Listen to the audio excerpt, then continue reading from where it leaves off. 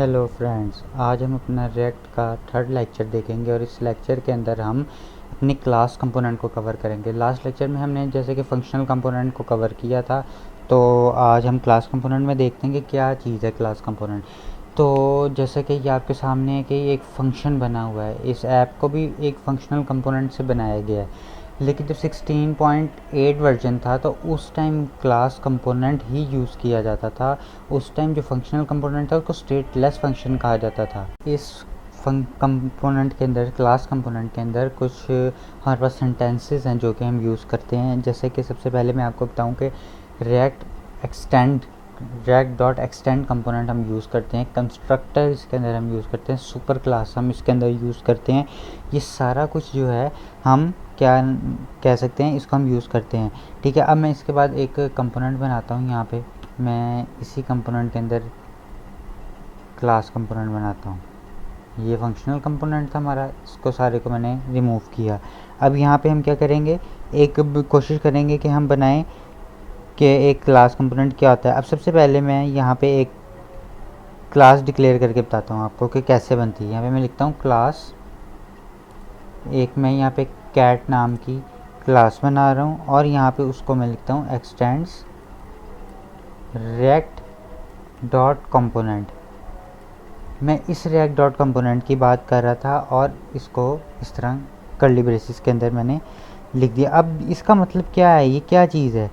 इसका मतलब ये है कि जो कंस्ट्रक्टर फंक्शन अभी हम जो इसके अंदर लिखेंगे वो क्या है, इनहेरिटेंस के लिए यूज़ होता है। और रिएक्ट डॉट कंपोनेंट का मतलब क्या है कि रिएक्ट के अंदर जितने भी कंपोनेंट हैं उसको हैंडल कौन करेगा, ये रिएक्ट हैंडल करेगा। रिएक्ट कहाँ से आ रहा है, ये रिएक्ट है हमारे पास। तो मैं आपके सामने कुछ कोड लिखता हूँ और उसके बाद मैं समझाता हूँ कि टोटल ऑल कोड कैसे यूज़ हो रहा है। कंस्ट्रक्टर इसको मैंने बनाया, कंस्ट्रक्टर का एक फंक्शन है ये। उसके अंदर मैं क्या लिखूँगा, यहाँ पे मैं एक कोड लिख रहा हूँ सुपर। ये भी मैं आपको समझाता हूँ, ये मैं क्या कर रहा हूँ, सुपर लिखूँगा और सुपर के बाद मैं इसके अंदर कुछ पास करता हूँ।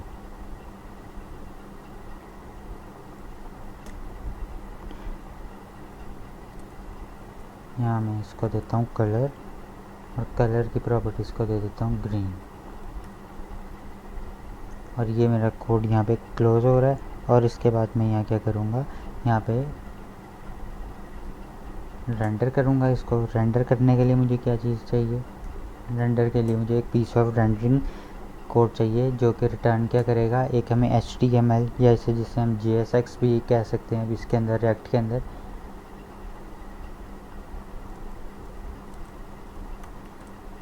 अच्छा, अब सबसे पहले तो हमें समझने वाली बात क्या है इसके अंदर कि हमने एक मेन कंपोनेंट बनाया, ठीक है, ये पेरेंट कंपोनेंट था।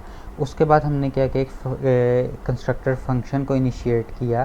क्या करेगा वो, इस कंपोनेंट की कंस्ट्रक्टर क्या करेगा, ये जो मेरा एक मेन रिएक्ट डॉट कंपोनेंट है, ये पेरेंट कंपोनेंट है, इसकी जितनी भी प्रॉपर्टीज़ है ना ये अपने अंदर ला के स्टोर कर लेगा, यानी इसको इनिशिएट स्टार्ट कर देगा चलाना। ठीक है, अब ये क्या बन गया, component properties should be kept in an object. अब क्या कह रहे हैं, कॉल्ड स्टेट। अब जितनी भी प्रॉपर्टीज़ ये कंस्ट्रक्टर अपने अंदर ला चुका है ना, वो सारी प्रॉपर्टीज़ कहाँ पे स्टोर हो रही हैं, इस स्टेट के अंदर स्टोर हो रही हैं। और स्टेट को मैंने ग्रीन दे दिया, यानी ग्रीन कलर ये जो था ये कहाँ से आ रहा है, ये तो मैंने खुद लिखा, वो स्टोर स्टेट के अंदर जा रहा है। और स्टेट को प्रॉपर्टीज़ कहाँ से मिल रही हैं, स्टेट को प्रॉपर्टीज़ मिल रही हैं कंस्ट्रक्टर से, कंस्ट्रक्टर मेथड से। अब उसके बाद क्या कर रहे हैं कि कंस्ट्रक्टर जो फंक्शन है ना वो क्या करता है, इनहेरिटेंस के लिए यूज़ किया जाता है पेरेंट से। अगर हम इसको सिंपल इज़ डैट कहें तो हम ये कहेंगे कि जो सुपर मेथड है ये क्या करता है, ये कंस्ट्रक्टर को एग्जीक्यूट करता है। और कंस्ट्रक्टर जब एग्जीक्यूट होता है तो वो क्या करता है, रिएक्ट डॉट कंपोनेंट जो पेरेंट है, पेरेंट कंपोनेंट है, इसके जितनी भी प्रॉपर्टीज़ हैं वो ले आता है और वो लाने के बाद कहाँ स्टोर करता है, वो स्टेट में स्टोर कर देता है। अब उसके बाद हम क्या करेंगे, ये तो हमारा हमने लिख लिया अपना बेसिक जो हमारे पास कोड था क्लास कंपोनेंट का। ये बेसिक स्ट्रक्चर है जो कि हर जहाँ पे भी हम क्लास यूज़ करेंगे ये वहाँ पे यूज़ होता जाएगा। अब मैं इसको चाहता हूँ कि मैं यूज़ करूँ, तो वो मैं कैसे करूँगा उसको यूज़, तो इसको हमें क्या करना पड़ेगा, हमें इसको यहाँ पे स्टेट में मैंने क्या लिखा हुआ था, इसको अब एक्सेस करना है। मैंने जो अपने HTML या JSX जिसे कह सकते हैं, इसके अंदर इसको इनिशियलाइज़ करना है। इनिशियलाइज़ करने के लिए इसको एक्सेस कैसे करना है, उसका मेथड ये है कि दिस डॉट स्टेट डॉट, और मैंने प्रॉपर्टी क्या दी हुई है, कलर की मैंने प्रॉपर्टी दी हुई है। अब फॉल्ट लिखेंगे तो इसका मतलब है कि जो भी हमारे पास इस क्लास के अंदर है वो सारा कुछ क्या होगा, एक्सपोर्ट हो जाएगा। और इधर हमें इंपोर्ट किया, इंपोर्ट कैट क्लास, क्योंकि हमने कंपोनेंट को नहीं, हमने क्लास को एक्सपोर्ट किया ना, क्लास कैट, तो हमने इसको ही इंपोर्ट करना और इसको ही यहाँ पे एज अ कंपोनेंट पास किया। और इसका आउटपुट अब हम देखते हैं तो I am a cat green. क्यों? क्योंकि मैंने यहाँ पे क्या पास किया हुआ था, मैंने दिस और स्टेट और कलर, और कलर में ग्रीन पास किया हुआ था। तो अगर मैं यहाँ पे रेड पास करूँ तो यहाँ पे रेड आ गया हमारे पास, आई एम कैट रेड। अब इसके बाद एक एग्जांपल हम और देखते हैं कि वो कैसे करनी है। तो अभी हम इसके लिए अब जो है ना, हम ऑब्जेक्ट क्रिएट करेंगे। ऑब्जेक्ट तो आपको पता ही है किसे कहते हैं, ठीक है। अब स्टेट ऑब्जेक्ट क्या है, इनिशियलाइज, वो भी किससे होता है, कंस्ट्रक्टर से इनिशियलाइज होता है। तो हम यहाँ पहले इसको ज़रा रिमूव कर दें और यहाँ पे example2 लिख लेते हैं, example2।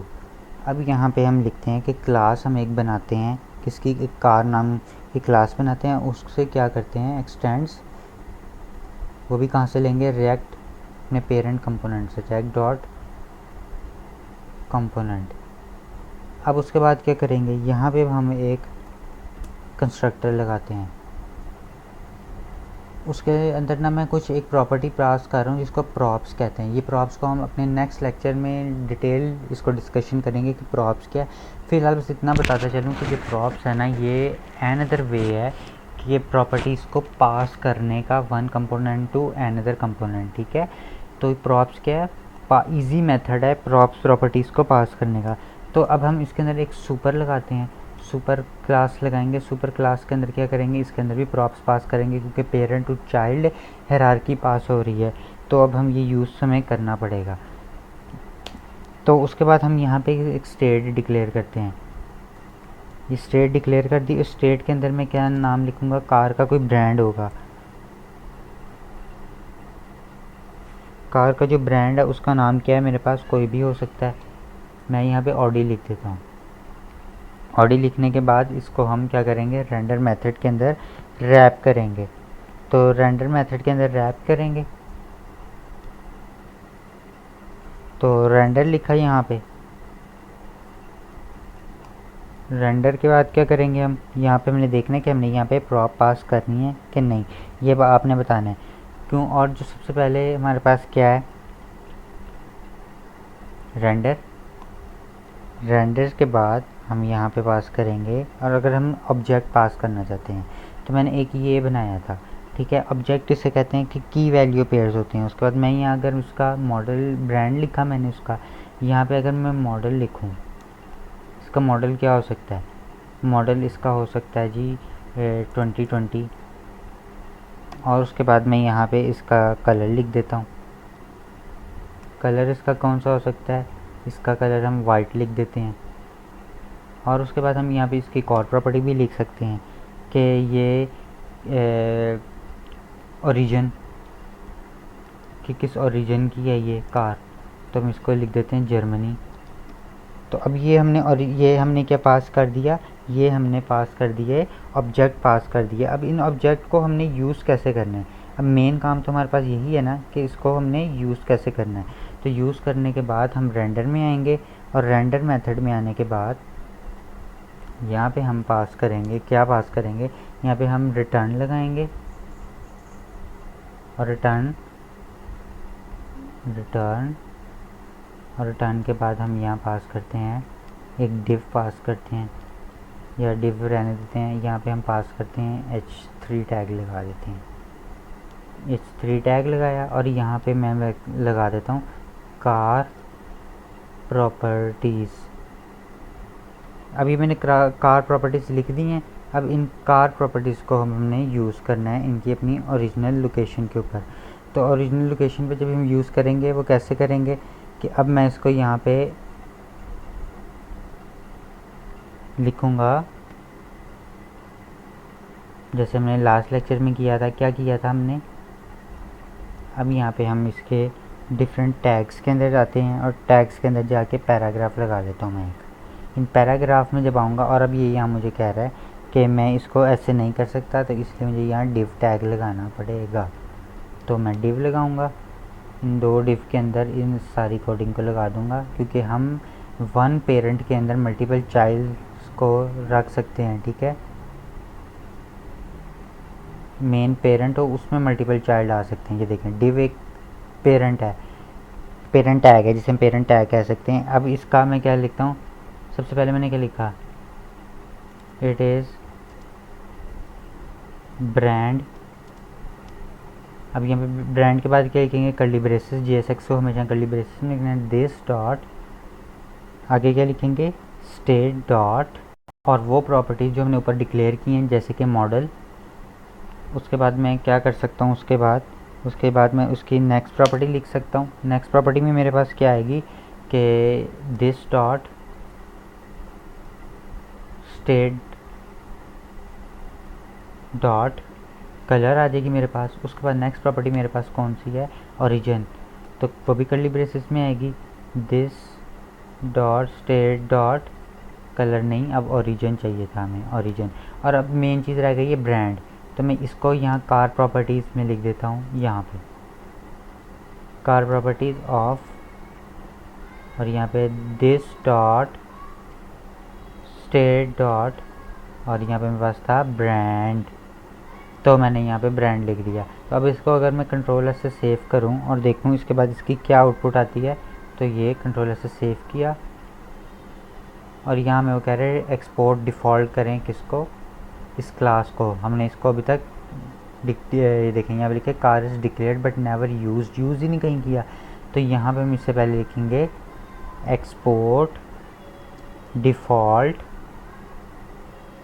क्लास का नाम के कार है, तो कंट्रोलर से सेव करेंगे और app.js में आएंगे। और app.js में आने के बाद इस कैट की जगह हमने किसको, कार को हमने डिक्लेयर किया था, तो वहाँ पे कार और यहाँ पे भी कार लिख देंगे।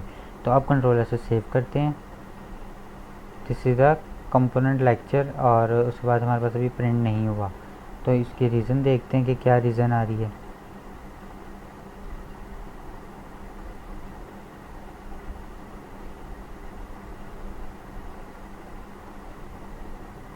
अनरीचेबल कोड, इसका मतलब है कि कहीं पे ऐसा हमने कोड लिख दिया है जो कि इसको लेने में मुश्किल हो रही है। तो यहाँ पे ऐसा क्या कोड है,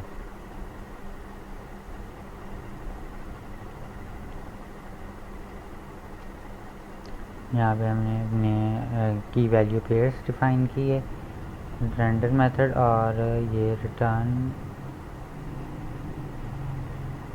डिव टैग, और डिव के बाद हमें क्या चाहिए था,